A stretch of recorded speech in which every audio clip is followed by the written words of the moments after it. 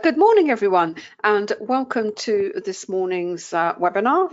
We'll be looking at the Forex market for at the beginning of the, well, we've missed the London session, but broadly speaking, the London session. So thank you so much for taking the time out to join us today. If this is your first time joining us, I'll be running this webinar, myself, Anna, and my husband, David, who's sitting behind me. But before we start, as usual, can I just draw your attention to the disclaimer that I know you can see on your screen. I'm not quite sure, but I think it's slight, probably can't see all of it, but let me just do something. Hold on a sec.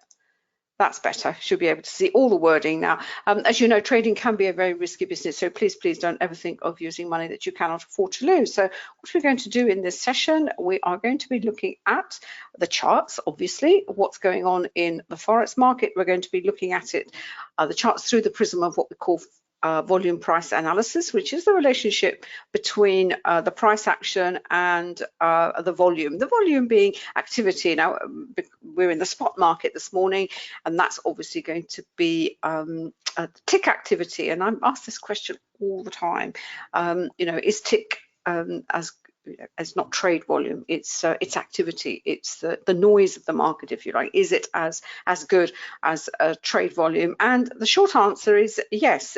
Being the spot market, you're not going to get 100% because there's no central exchange, but I can reassure you that for the purposes of the methodology, it is it's enough to be able for us to make an analysis. And the analysis that we want is basically, we want to know where the price is likely to be going next. And this is what VPA does for you with the Forex market and all markets, but the Forex market in particular. We also look at the news releases, the fundamental releases.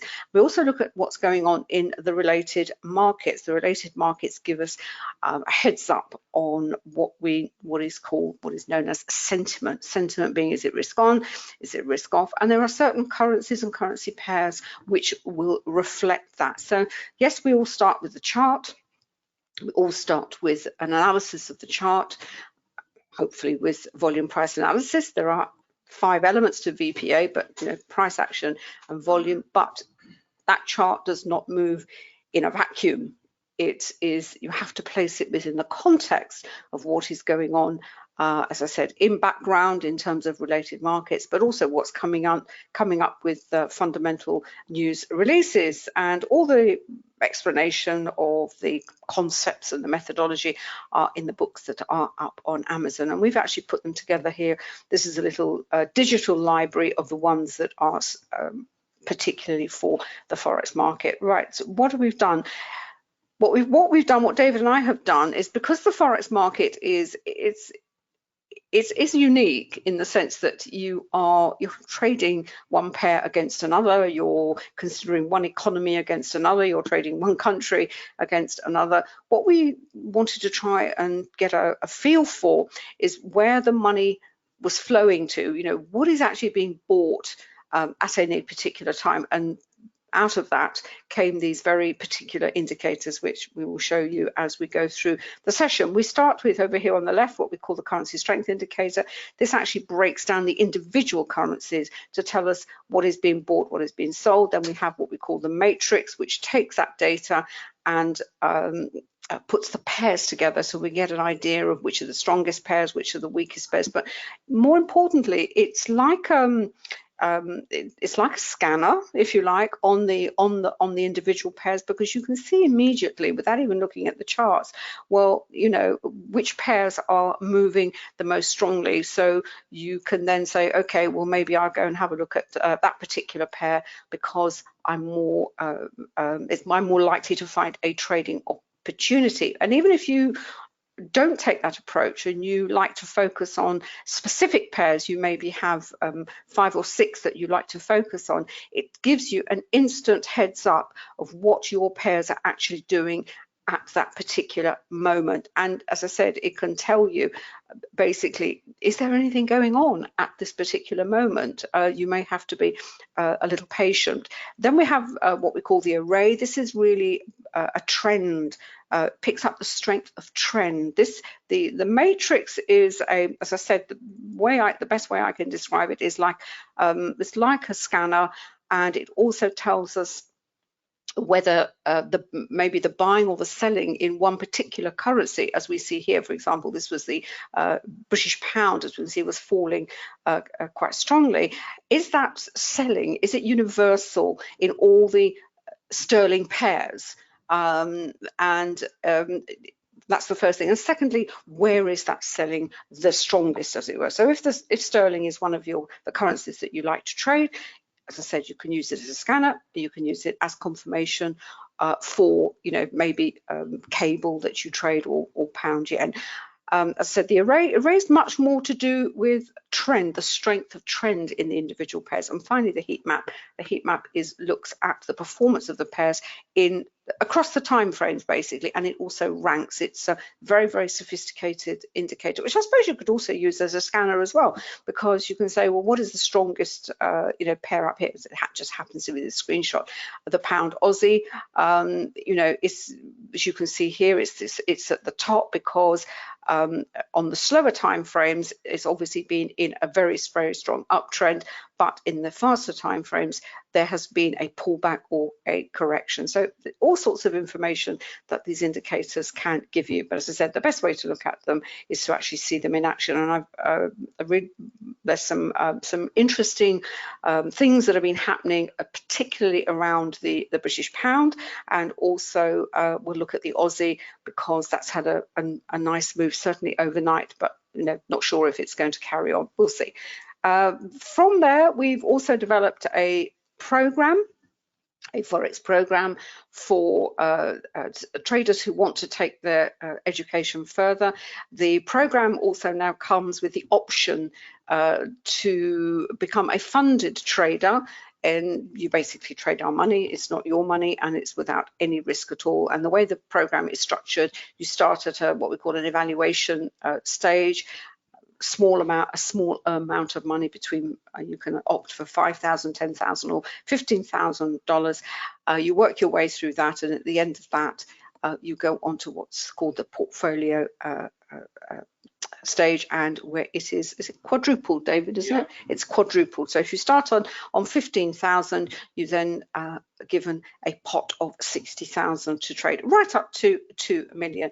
And the program itself, these are the modules. You'll find details at quantumtradingeducation.com. I am asked the question, and I'll say, well, you've got the books. Do I actually need the program? The short answer is no, because we have traders who are very successful just with the book. So what is the difference with the program? The program is different in as much that certainly on the technical analysis module with VPA, it does take it to another level, and it brings in very much the work of Richard Wyckoff. VPA is based on the principles, the concepts that Wyckoff developed back in the 20s and 30s, and it just takes it that much further, and it is a deep dive.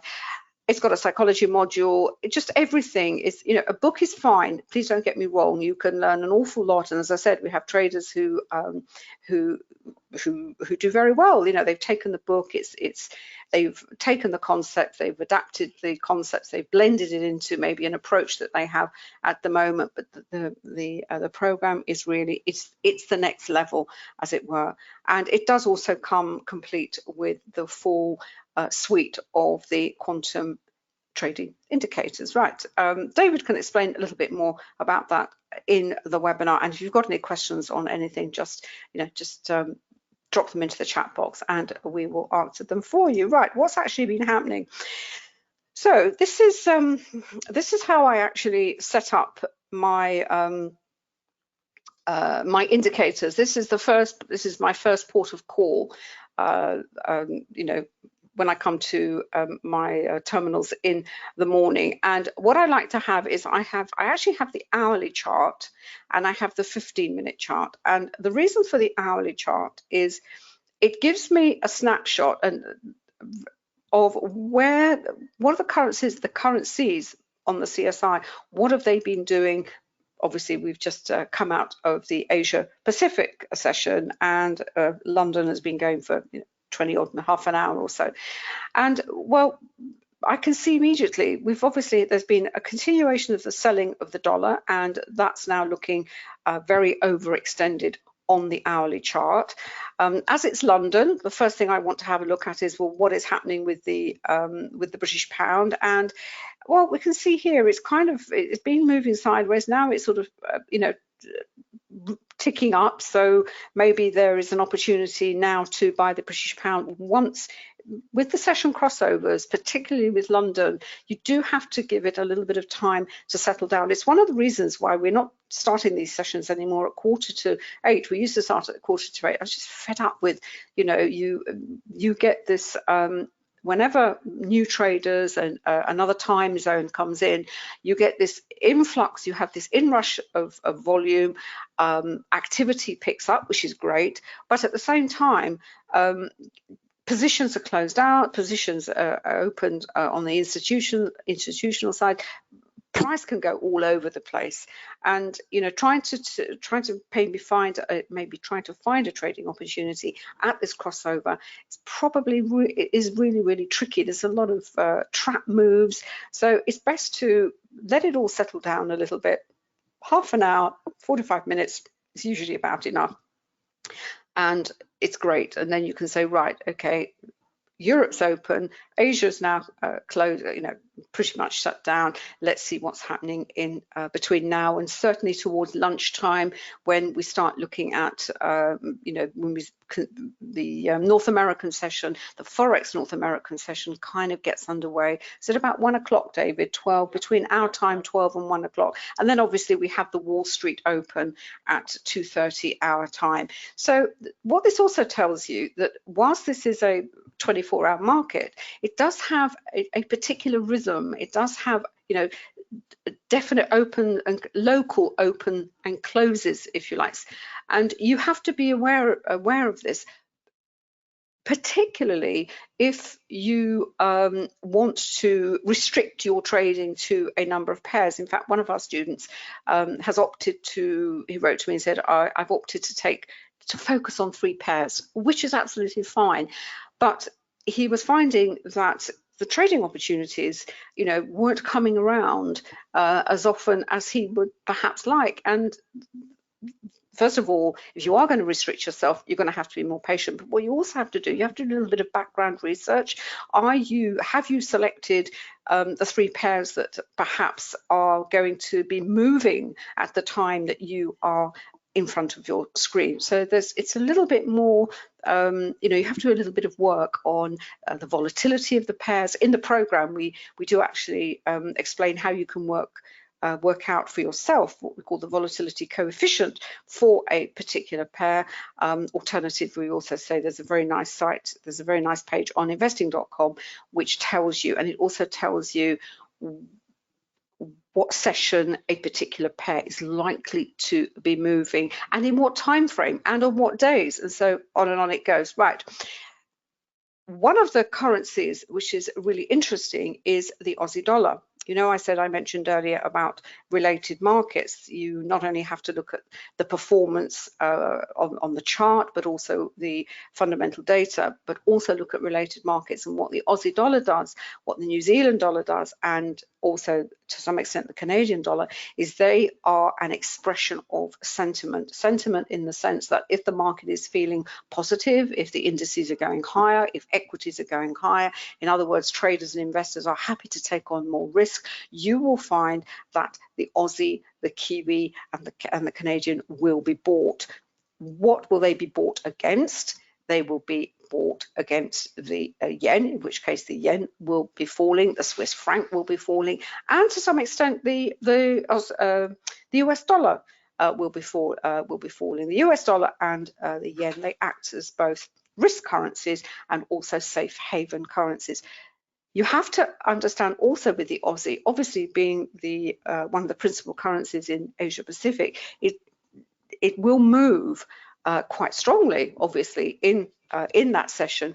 But we're very lucky in that it does also move in London and also in New York, but not necessarily in the pairs that are moving, in its local market, as it were.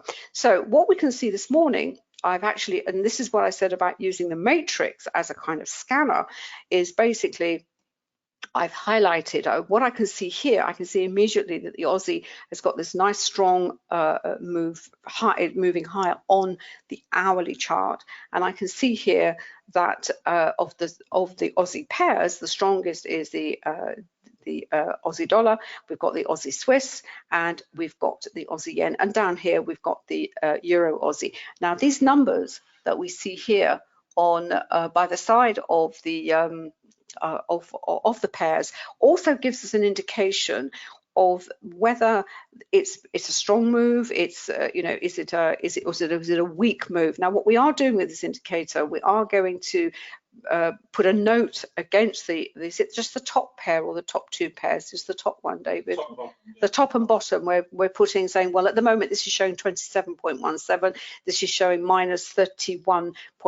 Now, is that high? Is that medium? Or is that low for this time frame? So it gives you a sense of the strength of the move, if you like, in this particular pair.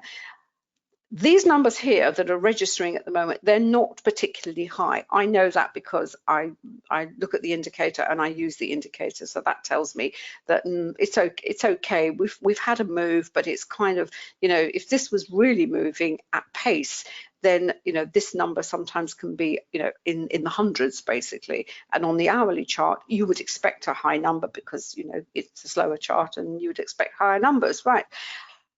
Then I have the 15-minute chart. You can have the 5-minute chart. I've just used the 15. With time frames, you want to be something between 3 and 5, or multiples of 3 and 5. I've got, so as I said, I've got the 15. You can even go down to the 5-minute. And really, what this will pick up is the corrections, the pullbacks, as it were. Now, sometimes those are going to be tradable. Sometimes they're not. It also depends on you.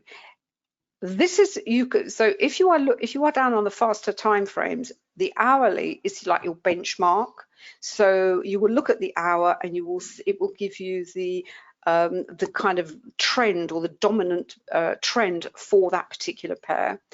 It may have got to a point on the chart, some kind of maybe a resistance, maybe a support, maybe a candle pattern, whatever, and you will get a pullback and you will get a correction.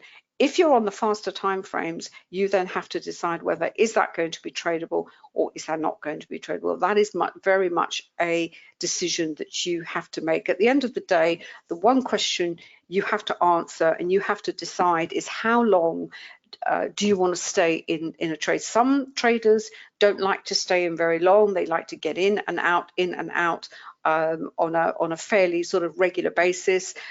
They feel uncomfortable staying in a long time. The longer you stay in, the chances are things are going to reverse against you. They're going to have pullbacks.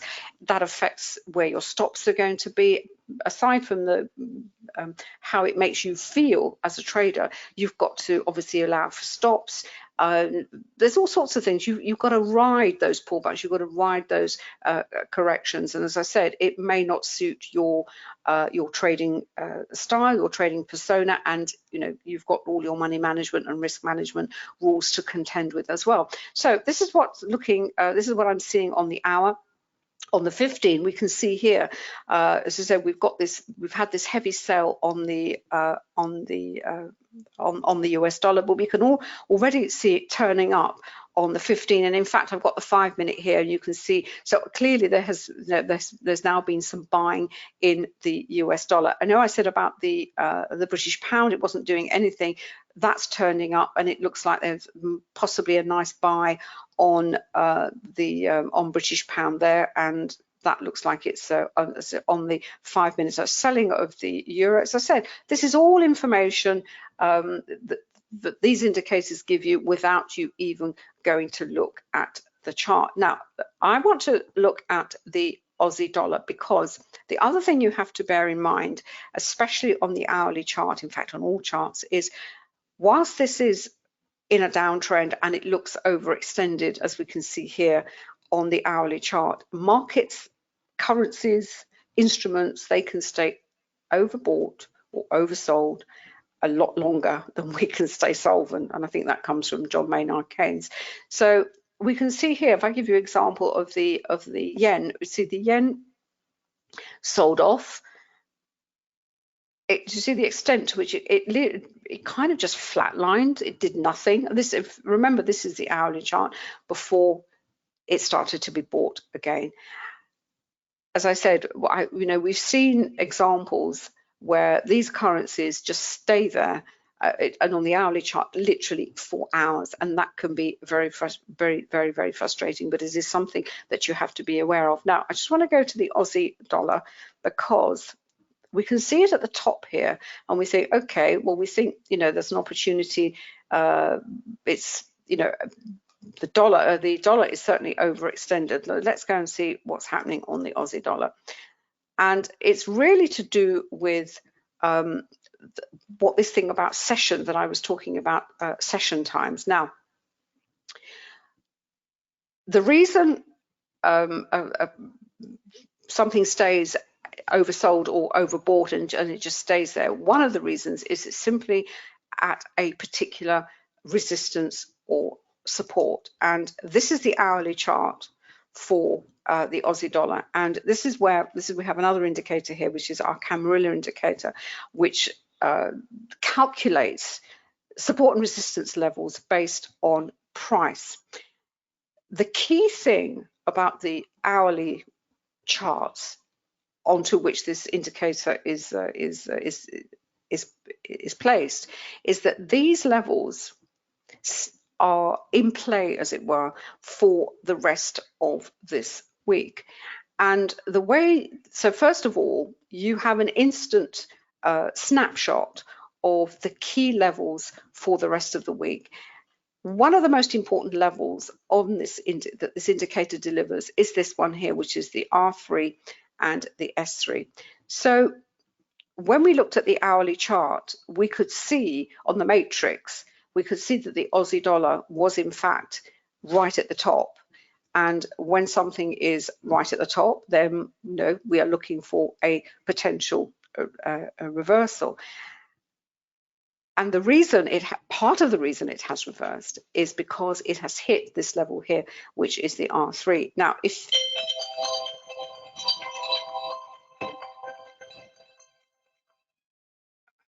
excuse me, sorry about that, is because it's at the R3, and this is a very, very strong level. And what often happens is the price will actually reverse from this level, and it will often deliver a straight reversal or certainly an opportunity to take a trade, certainly on the faster time frames. Now, with the Aussie dollar as well, just move that out of the way, we have to, as I said about currencies moving in the different sessions, if we look at the daily chart, the Aussie dollar, as we can see here, has actually posted most of the move has already been made, because obviously it is in Asia. So what we have to look at in terms of the other time frames, and especially the hourly time frame, is given that the currency pair has already put this strong move in already, what is the probability that it is going to continue higher? And this is where, as I said, you just have to look at the charts. You have to, as I said, the Aussie is still climbing against the dollar. As I said, most of the move looks like to have been put in already. It's reached this R3. It's reversed off the R3. I don't know whether you can see, but there's this little wick to the bottom of this candle, but it looks like it's going to have another run at the R3. If it goes through, great, then we can say that's going to provide a really nice platform of support, and the chances are it will go higher.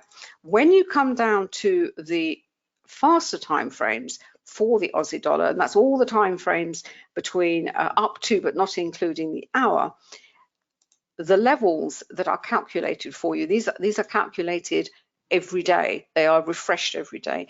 And what we can also see here is that we have a confluence of resistance levels. It's actually at what we call the R5. It's actually putting, and this also tells us that this pair has moved quite strongly already, because 6 levels are calculated by this indicator, and the daily levels, you know, the pair's already chewed through almost 5 of them on the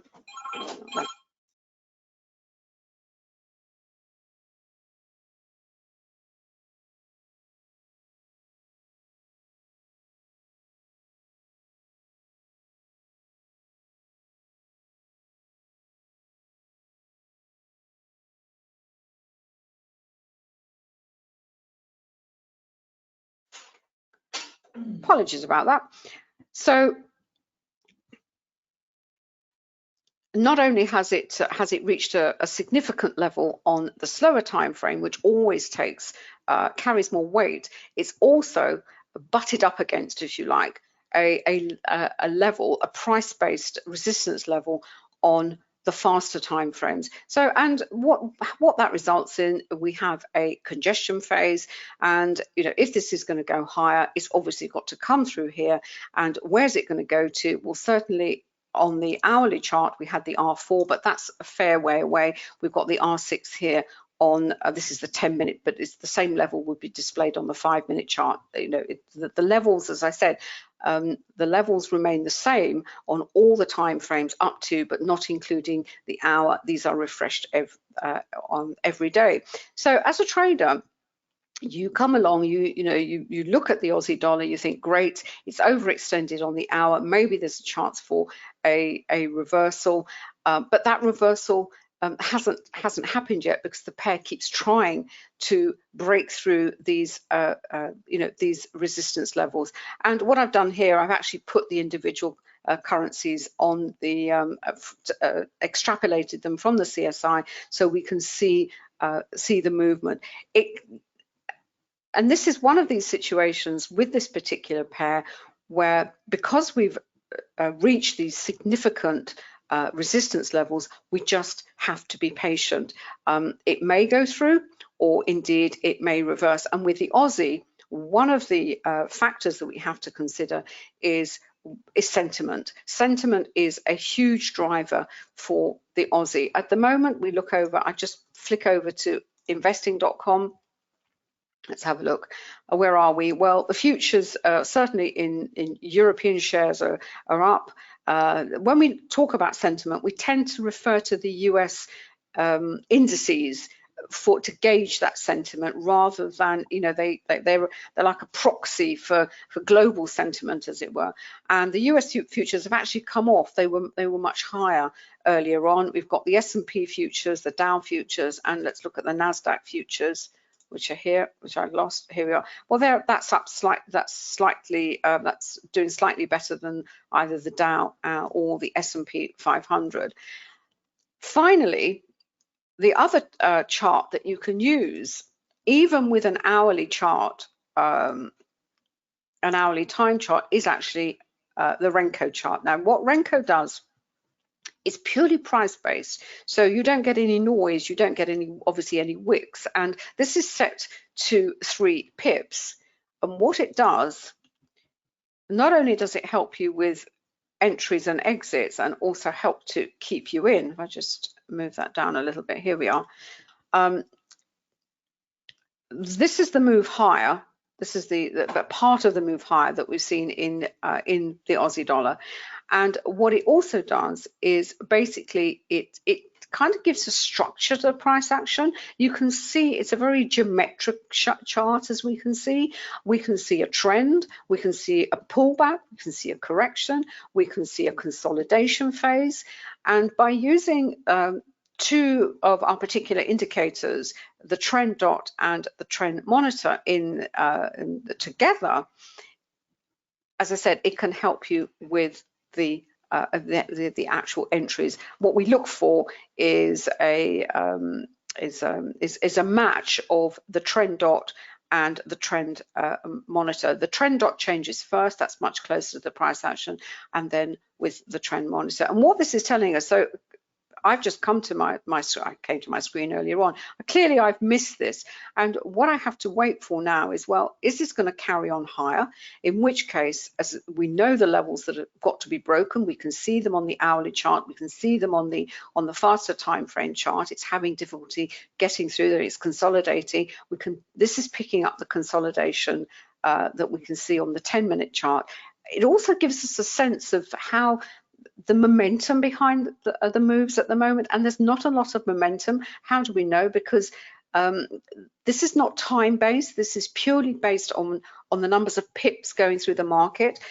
This is 3. This will only complete once 3 pips have gone through the market. This brick will complete at 3 pips. So you know what I said earlier about the matrix,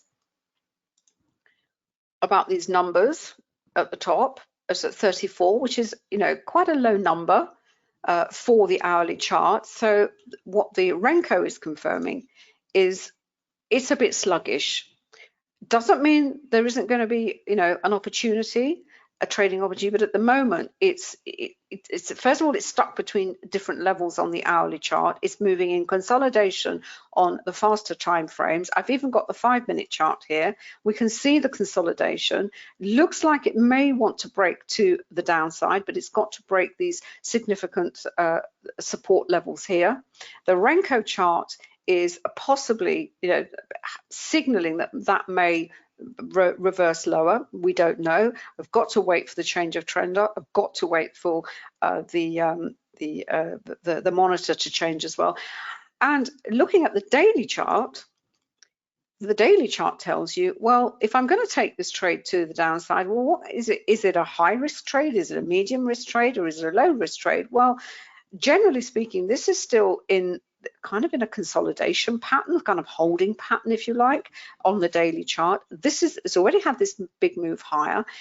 What I would be trading, what I'd be taking is, can you see the tiny wick here? I would be trading this very small reaction to these two, you know, a positive day so far, and, you know, not such a positive, but sort of positive day yesterday, but there was a weakness in that candle. So, you know, all things considered, and given where we are in terms of support and resistance on both the hourly and as I said, this happens to be the 10-minute chart, but I can move it to the, let's move it to the 15. It's probably easier. Let's have a look. There we are. There we are. But we still have this, as you can see here, the levels, the Camarilla levels stay the same, because it's only between these levels are up to, but not including the hour. We're in this consolidation. We're moving sideways basically. And if I expand this and we look at the lines, this is, you know, even more telling. When they're kind of moving in the same direction, we're in consolidation. So just by looking at what the indicators are telling us, looking at support and resistance is one of the key elements of volume price analysis. We use the way we define it on our chart is we have price-based support and resistance based on Camarilla. We have on Ninja, we have the accumulation and distribution indicator, and here on MT4 and MT5, we have these lines.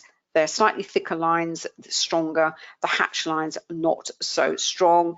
And we actually have volume-based support and resistance as well. But I don't want to talk about volume-based support and resistance at the moment based on the BPOL, because I just wanted to pull all these different elements together to sort of talk you through, you know, what we're looking at on the Aussie dollar, you know, highlighted by what the indicators tell us, and really also as an example that if the Aussie dollar was one of your preferred pairs to trade at the moment, there isn't a trade, there isn't a clearly defined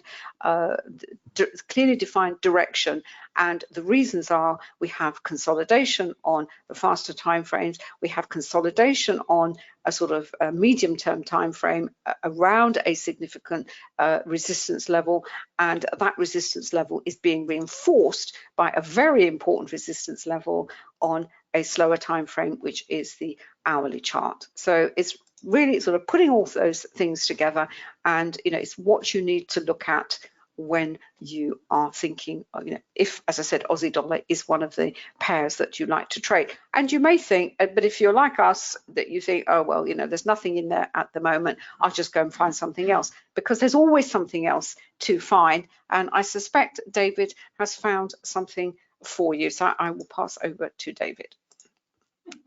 Sorry about that. Hi, everybody. Hopefully you can hear me. Hopefully you can see my screen. Yeah? Yep. Brilliant. Lovely. Anna's behind me. I've actually got three. Sorry? Yeah.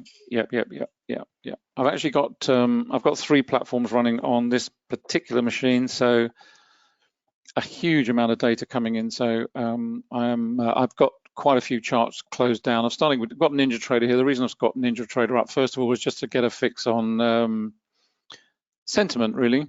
And bear in mind, obviously today is Inauguration Day. So President Biden will be speaking, no doubt, and the markets will be waiting and watching. I'll explain what that is in a minute, all these alerts coming in. So it's just getting a fix on where we are in terms of sentiment. You can see pretty much it's pretty flat for the YM and the ES. The NQ had a really strong day yesterday, but I have to say it wasn't particularly reflected in the yen pairs, which normally it would be. So it was there was a little bit of a disconnect yesterday. What you will find, and you'll find this quite frequently, is that the yen pairs in the forex market will often lead what is about to happen in the equity market. So don't always expect that the two correlate so closely that they move in lockstep on an intraday basis. Generally speaking, they do. Sometimes they don't. And sometimes you get strong moves in yen, in a yen complex ahead of a strong move, maybe the day after even. Monday was an interesting day, because the currency pairs were, or the currencies anyway, very strongly overbought and oversold on the CSI, certainly on the slow time frames, but nothing actually reacted until the following day, till Tuesday, till the markets got back to work again. So you've always got to factor that in as well. So that's where we are in terms of sentiment, broad sentiment, if you like, and that's on NinjaTrader. What I want to do next, I've got quite a lot on here. Let's just pull over, let's start with TradeStation. Let's pull that over there. Here we go, because you haven't seen this before. We've literally got this up and running now. This is on TradeStation 9.5. So this is the partnership between TradeStation and Interactive Brokers. So the data feed, the live data feed for this account is being delivered by one of our Interactive Broker accounts, which we've got linked through. It means you can trade direct off the screen and all the rest of it. I'm not going to go through it in detail, but it's just this is the currency futures workspace. And what I've got down here on the left, I've got the currency futures. So I've got the 6A, which is Aussie. I've got the 6B, I've got the 6C, which is CAD dollar. I've got the 6E, which is Euro dollar. Then I've got yen dollar, and I've got New Zealand dollar down at the bottom here. So this is a very simple complex on radar screen. I have got all these alerts coming in as well. I'll cover those later on. I've got time intervals here. I've got 1, 2, 3, 5, 10, and 15. So I've got a real mix of time intervals. And then on the radar screen itself, we've actually developed we've obviously got, you've got the indicator on the chart itself, but then on the radar screen, you've also got the option to add it in down here. So as you can see here, I've got the volatility indicator, which I've obviously got on the chart over here. I've got the quantum trends. I've got the trend monitor, and that gives us the trend line as well. And what this gives you is a complete heads up on what is going on in terms of the trend monitor on the various time frames across all these particular charts. So you could get an instant snapshot. You can see where volatility is coming in. You can see them right down here. This is on a 15-minute time frame. This is on Euro dollar. You can see here that we had a volatility indicator triggered 3 bars. Well, it's 4 bars ago now. And so it just gives you a heads up, and you can click on these. These are all linked together. It's just such a powerful feature of the TradeStation platform. This is on, as I say, this is on 9.5, and Anna will be showing the version 10 and above, which we're focusing primarily on stocks there. but it's just a very powerful way to to consolidate a huge amount of data and to actually move very, very rapidly between charts in various timeframes, and in addition to that, also get a fix on what is going on in terms of the quantum indicators in those timeframes. You can see what trend monitor here, it's red, red, red right the way through. It's changing to red on 10, it's changing to red over here on 15. So we've had a transitional change. And as always, you know, down at 8 o'clock here, around about London open time, we get all the volatility. This was 7 o'clock. This was, I'm going to have to default those off. This was on 7 o'clock. This was as we came into Europe. We get a volatility trigger. Market goes into sideways congestion, what we expect to see. We then come down. Then we're into London, 8 o'clock, more volatility. And of course, on here, I've got the futures volume. And what this also indicates to you very strongly, what Anna mentioned earlier on about the relationship between tick volume and futures volume such as this, and you only really have to put the charts side by side and you will see they correlate very closely. There's been an awful lot of studies done over the years, people looking at the relationship, and it's roughly 90 to 95% accurate. And I can tell you that using it on spot is absolutely fine, and we have done it for many, many years, and you can check it for yourself literally by aligning it with a currency futures chart here. So that's a very quick run through on, I will spend more time on this obviously, but it just gives you a sense of the indicators, how you can put them on the radar screen. You get this wonderful array of information coming in all the time. You can see what the trend monitor is doing. Is it in blue? Is it in a transitional color? You know, over here, what's the trend? What are these are the trends, these are the trend dots. What are they doing? What's happening to the trend monitor?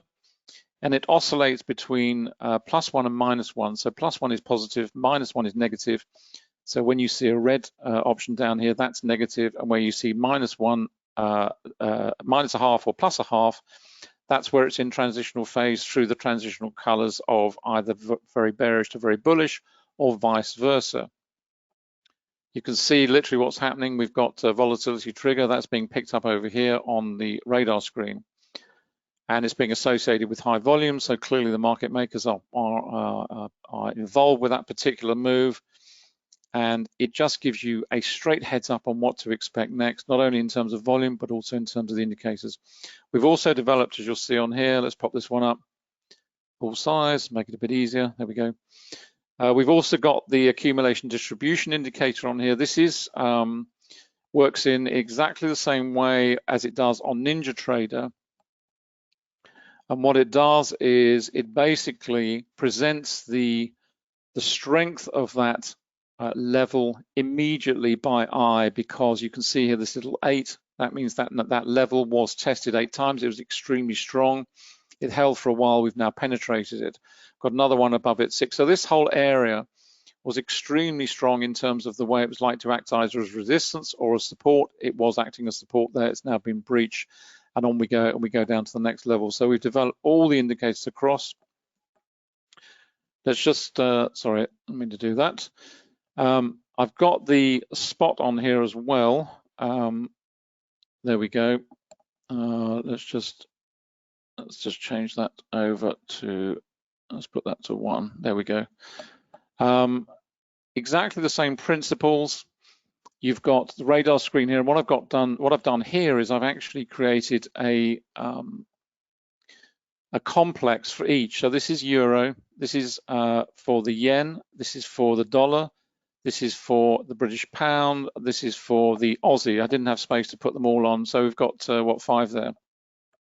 But basically, this is across the complex.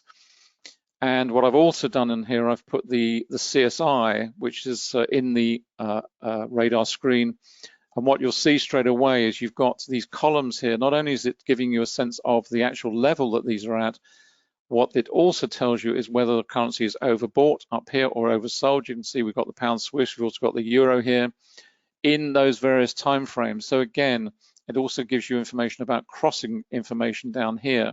And again, I've got the volatility indicator, I've got the trends, and I've got the trend monitor over here as well. So you've got a massive amount of information here. And the thing to think about is really that each of these little cells, and you can have up to 400 of them on this particular version, you can have 1,000 on the TradeStation Securities version at 10 and above.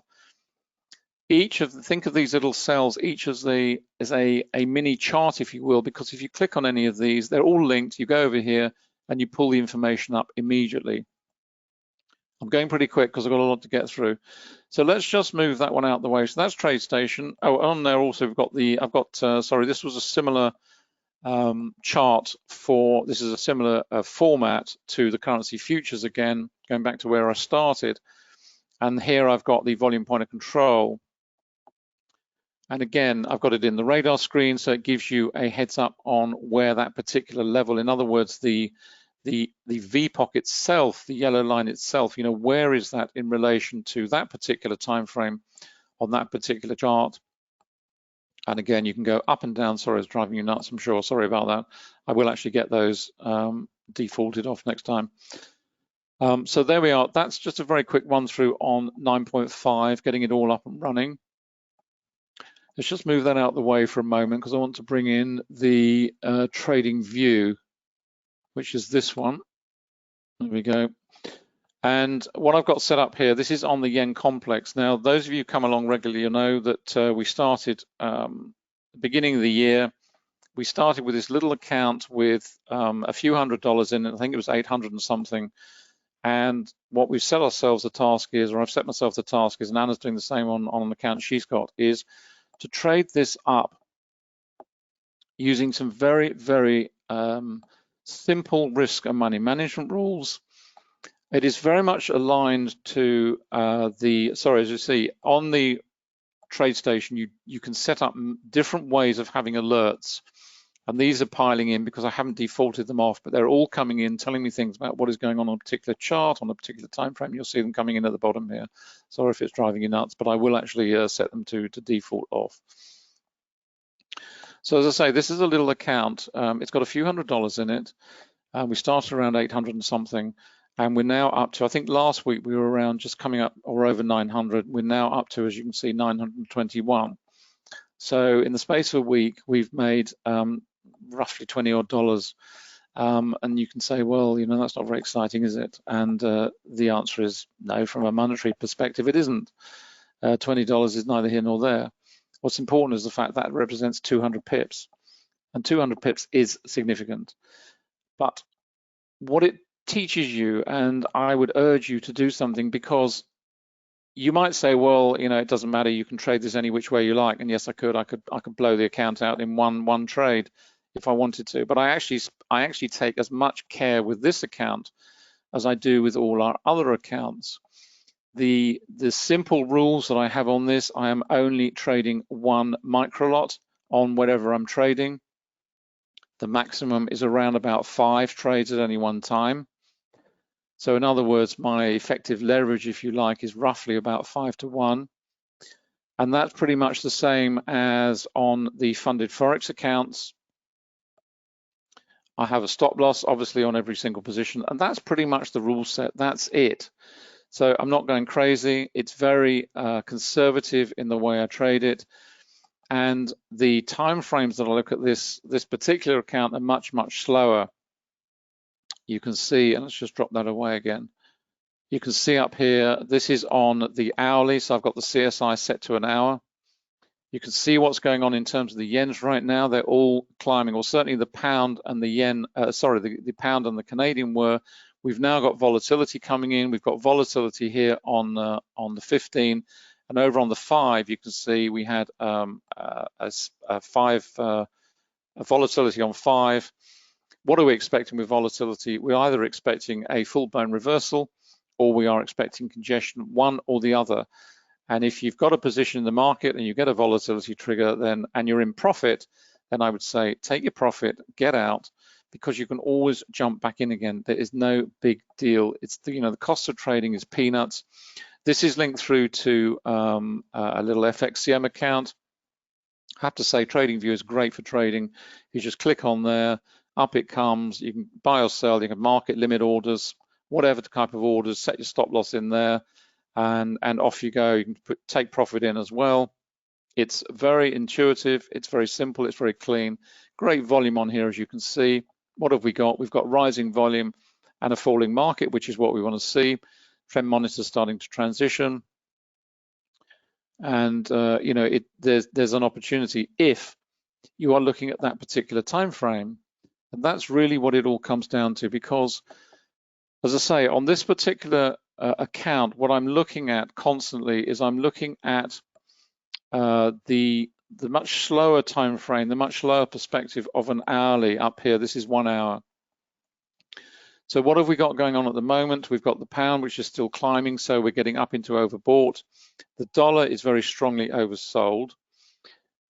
What we're looking for also, as Anna mentioned, in terms of risk, when you're trading in this particular way, and it's primarily what we're using here is really baskets of currency pairs. We're not trading individual currencies, we're putting on 3 or 4 trades at a time. What you are looking for constantly is the aspect of risk, because what you're seeing now is really a perfect example of that. You've got the commodity currencies rising. This is the New Zealand, the CAD, and the Aussie. And on the other hand, you've got the other risk currencies falling. You've got the Swiss franc, the yen, and you've got the dollar. So when you're putting baskets on, not only is it a question of aligning it to the buying and selling of the actual pair, but you also want to be aligned in terms of the risk aspect to that basket. So if you are trading a risk on, then you're looking at selling either all or some of these and buying all or some of these. Equally, if you're looking at risk off, then it's the inverse of that. You're looking at selling these and buying some of these. And I can't stress that too strongly. It's what you have to look at the whole time, particularly, as I say, if you're trading a currency pair in isolation, it doesn't matter, of course. But if you're trading baskets, then you've got to be aware of the twofold aspect, if you like, of not only am I not trading against myself, in other words, if I've bought pound yen, so I'm buying pounds, selling yen, have I sold pounds somewhere else? In other words, I'm trading in 2 directions, which I don't want to do. But in addition to that, it's also understanding this aspect of risk to make sure that you're aligned with risk. We've got a big volatility candle building here. You can see the volume that's building. If I had this on the table right now, if I was long pound yen and I was on this sort of time horizon, I would be closing out right now and taking my profit off the table. Why? Because I've got a ton of volume come in. I've got a volatility trigger. I don't want to be sat through a congestion. Yes, it may well shoot on up to the next level. That's fine. If so, then I'll jump in. What I don't want to be sat in is congestion. I can also see I've got volatility over here. I've had volatility here. This looks as though it's rolling over. We've got lots of volume coming in here as well. And you can see the New Zealand dollar here. It's hit sort of a level here, and it's just going sideways right now.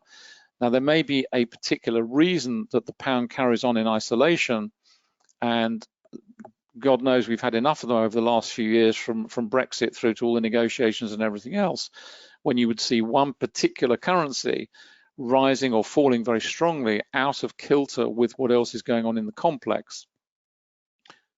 But if that is not the case, then it's a warning that perhaps this is not the one to stay in for too much longer.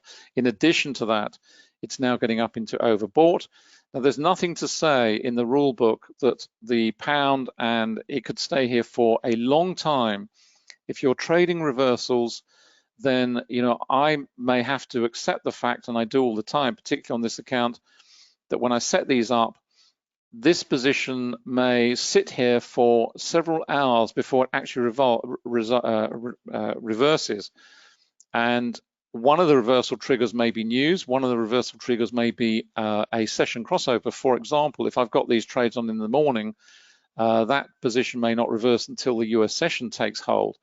I'm perfectly happy sitting there with wide stops.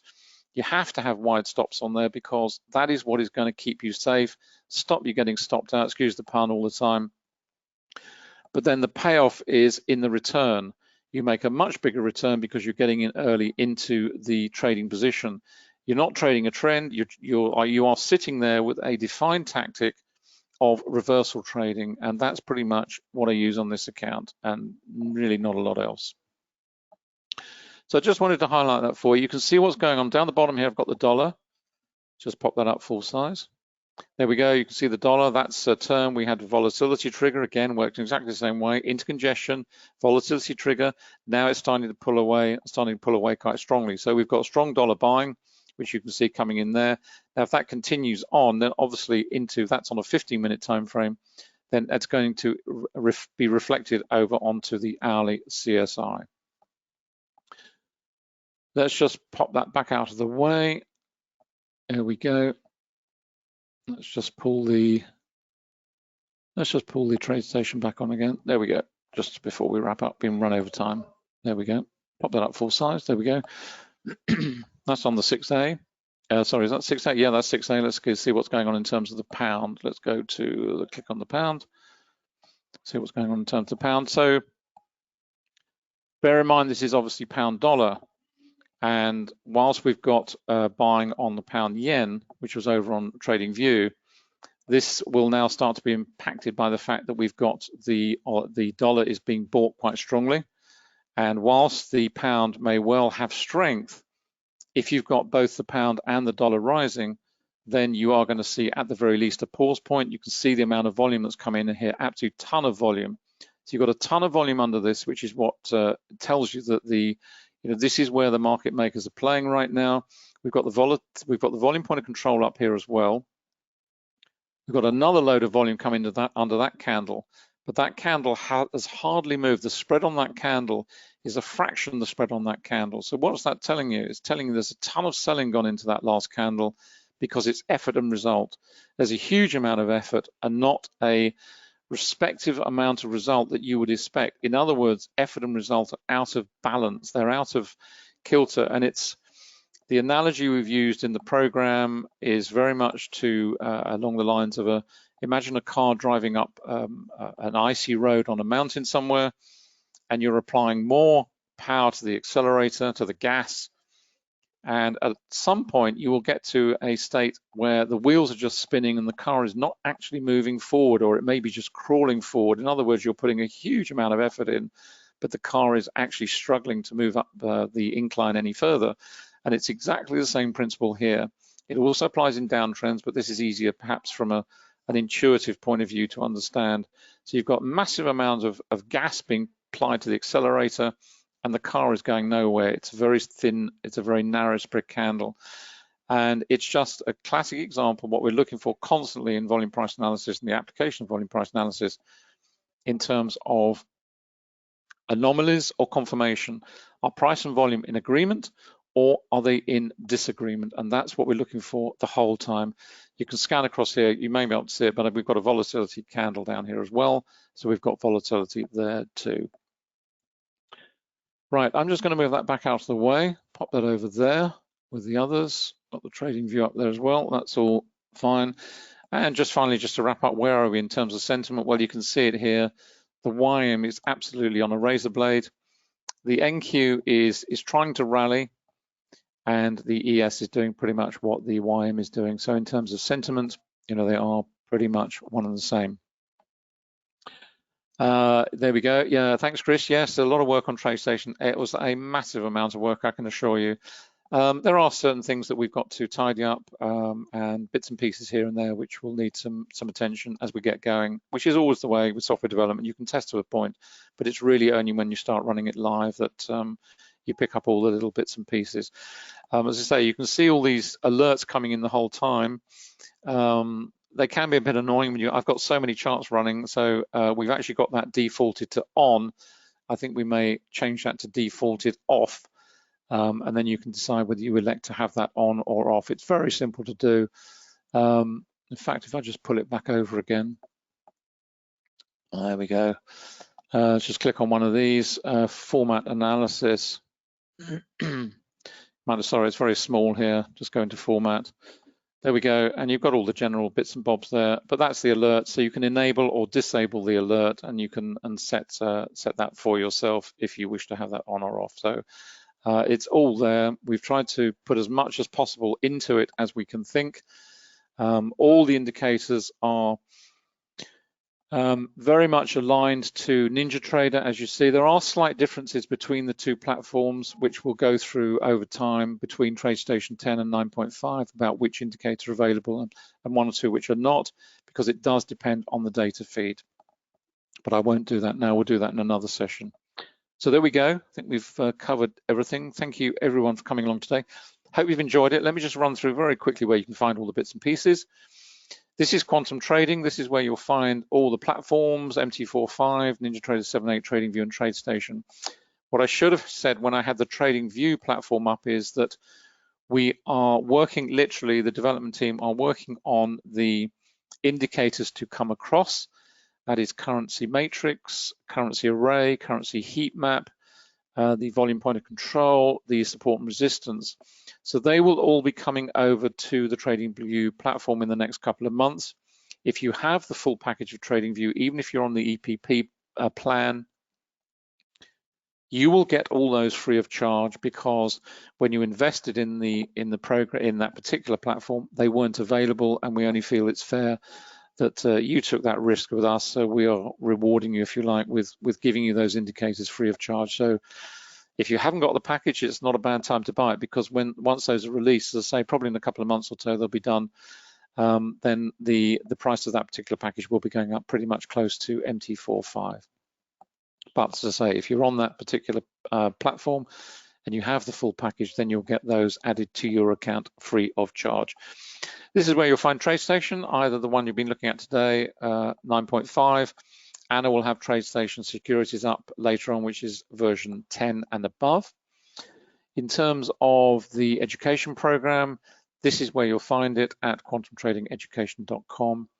The funded program is an option. You don't have to join it, but it's only available to our students. You will find some information about it down here by clicking on this button. But it is only available. You will not find the pay buttons outside of the education forum, or outside of the education program rather.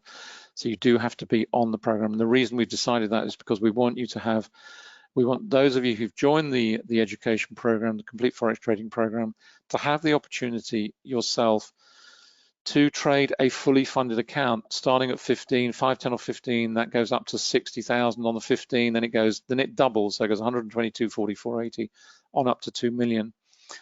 And clearly there are risk and money management rules because you're trading our money, of course there are, but they are conservative, and they will also teach you, and it's the evaluation stage will teach you to be conservative and to build up a track record to prove to yourself that you have an approach that works, that you can be consistent, because this business is about being consistent over time. And that's the reason we've got these little accounts running, just to prove that you can be consistent over time. And whether you're taking $20 a day in terms of 200 pips, or whether you're taking 2,000 or 200,000, it makes no difference, because once you've got that consistency, the money is really irrelevant. The money will come. So it's not about the money when you start, it's about finding consistency. Finally, you can find Anna over here, annacouling.com. All the books there up on Amazon. You can find all the links to everything, the trading, the complete forex trading program, the funded program there, details on that, and all the platforms here as well underneath. So there we are. Thank you very much, Steve, for coming along today. Really appreciate it. Hope you've enjoyed it. We're actually doing 3 sessions today, so we are back at 2:15 UK time. So that'll be 2:15 to 3. Then we're going to make a cup of tea, and then we'll be back at 3:15 to 4, which is will be very much on stocks with TradeStation 10. So there we go. Thanks ever so much. Hope you've enjoyed it. Hope you found it useful and enjoyable. We will be back later on. We have to go walking in the rain now. Lovely. It's a storm blowing here. Hope they haven't got a storm where you are. And we will see you later. Bye for now.